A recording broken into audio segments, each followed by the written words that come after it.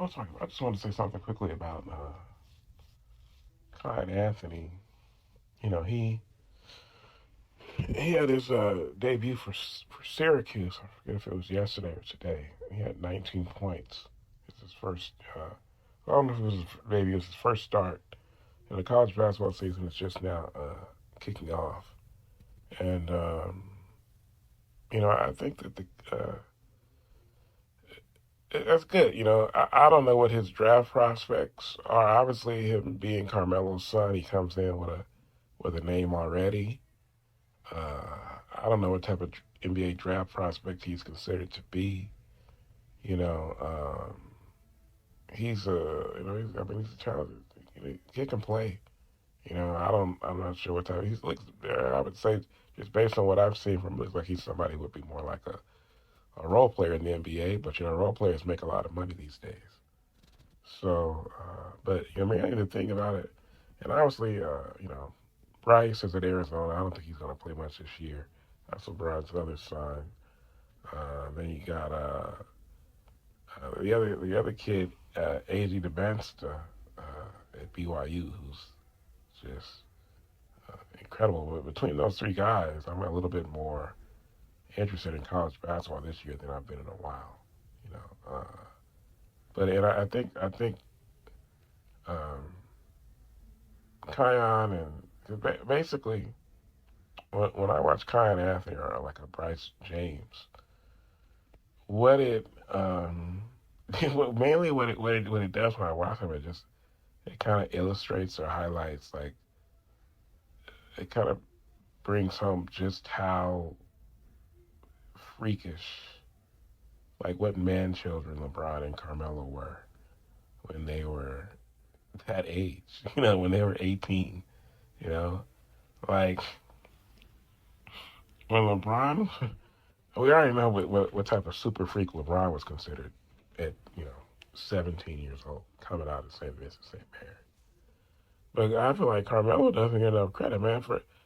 I mean, at that time, I mean, Carmelo's a year older than LeBron, but man, Carmelo, it's like if LeBron didn't exist, obviously Carmelo went third in that draft. They had battles in high school when Carmelo was at Oak Hill and LeBron was at St. Vincent St. Mary.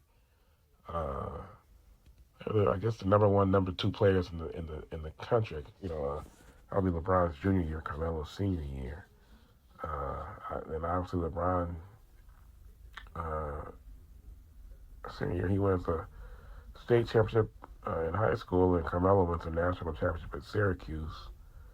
And then the year after that, they're both in the league. LeBron wins the Rookie of the Year, but Carmelo averages 21.6 rebounds himself as a 19-year-old. And the Nuggets make the playoffs. The Cavs didn't make the playoffs. And I always said that Carmelo the best college freshman for sure uh, that I've ever seen. And if not, probably the best college basketball player that I've seen since I've been watching college basketball, which goes back about, you know, almost 25 years, right? Um, he was, Carmelo was, like once again, you're talking about a guy 6'8", uh, or back then probably about 215, 220, complete offensive package, you know. Back then he was a rebounder. He averaged 10 rebounds a game that year at Syracuse. Uh, 30, I think it was 30, was it 33 and 16 or 37 and 16? Again, 33 and 17, something like that against, who was that in the Final Four? It was against Texas, wasn't it, in the semifinal? And then against Kansas in the final, 20 points, 10 rebounds, and 7 assists. He showed off his floor game. But he was a guy who in the NBA, I always feel like Carmelo was a better college player than NBA player because in the NBA, like that game he played against Kansas to win the title, you know, he controlled the game, as almost like a point forward. 20 points, 10 rebounds, 7 assists. And in the league, he was just a scorer. He didn't worry about rebounding that much. Definitely didn't worry about being that much of a playmaker. So that's why I always thought Carmelo was a better player in college. Obviously, he ended up having a Hall of Fame NBA career, or his basketball career. Overall, it's like 10-time All Star. Did he get to 30,000 points? He might have, close to it. So, obviously a great NBA career also. But that's just because it's basically like Bryce and Kiyan. They look like kids compared to what their dads were when they were that age, you know. So and basically that was bringing back around the band stuff. That's basically what it's like Kiyan Anthony compared. Kiyan compared to Carmelo at that age is basically the same thing as Kiyan compared to DeBanza. DeBanza's a phenom. You know, I watch him. He just looks like a young Carmelo. A young LeBron, something like that. Maybe not quite LeBron. I don't know much of it. LeBron had that incredible floor game and that incredible, you know, um, passing ability.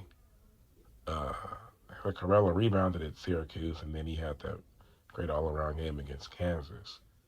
So I would say that the Bass is a little bit more Carmelo, like probably maybe a better raw athlete than Carmelo. I would say for sure, probably. Carmelo was a pretty good athlete, but that wasn't really his superpower. Superpower was just how much of a natural scorer he was. He was big. He would use his body. He could shoot it. He could drive it. He could do everything. You know, Damascus he can do all that. Plus, he's like I said, probably a better athlete than Carmelo was.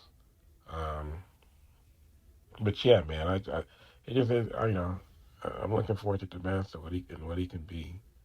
You know, um, for sure, I would say that if Damascus and Cooper Flag were in the same draft, Damascus would be he'd be the number one pick.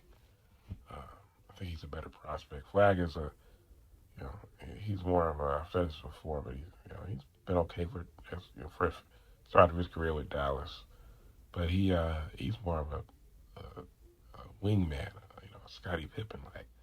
Damascus is more of a 1A offensive option. That's what he projects as clearly in the NBA. So yeah, it's gonna be interesting. That's gonna be fun. And Bryce. I think LeBron already said he doesn't know what Bryce's path is going to be. Bryce is not a one and done prospect. And LeBron is not. LeBron not going to try to wait for him. LeBron not going to try to force somebody to draft him.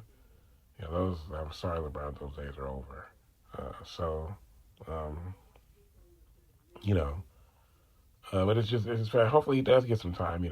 But yeah, I would say that uh, the gap between the gap between DeBansta um, and Kiyan is like the same as the gap between Kiyan and Bryce. You know, there's just three different tiers of basketball players at this point. And I think it'll probably stay that way.